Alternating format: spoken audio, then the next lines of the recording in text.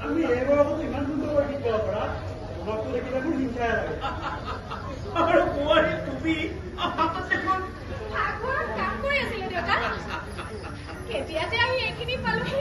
গমেই নাপালো আৰু তোমাৰ গীতখিনি খুব ভাল পাই কিন্তু ককা আৰু এইবোৰ মোৰ গীত নহয় জানো ককা এইটোৰ আমাৰ সংগীত আৰু এইটোও জানো ভুলটো তোমাৰ নহয় কিন্তু ককা তোমাৰ কণ্ঠ সঁচাকৈ মানিব লাগিব বদমাছ এই সাগৰলৈ জেগাত না মই তেতিয়া হোৱা কিনাৰে কৰা সেই কামটোতে মই টেবুলখনৰ ওচৰতে দেখি আহিছোঁ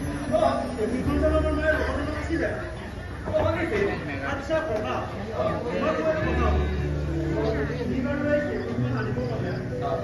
তুমি মামাহঁতৰ পৰা স্পেচিয়েল প্ৰভাইড কৰা নাছিলে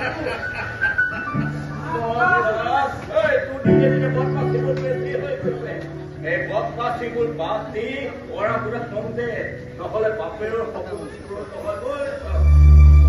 মই কেতিয়াবা ভাবো দেউতাই মোক লৈ এইবোৰ কি কল্পনা কৰিছে কিয় কি দেউতাৰে এইবিলাক কি বেয়া কথা ভাবিলে এই চাব ইন্সপেক্টৰ হৈ এখন পুলিচত জইন কৰিছিল বুজিছ এতিয়া এখন থানাৰ ইন্সপেক্টৰ হৈছে ইনচাৰ্জ হৈছে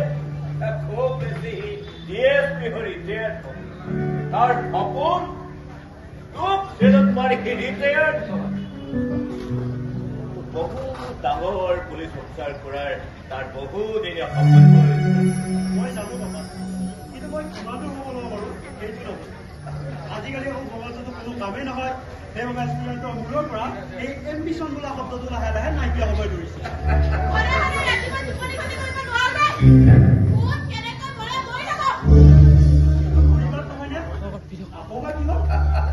সেইবোৰ সদায় হৈয়ে থকা ঘটনাবোৰ অমৃত বস্তুতে বিষ উপজিলে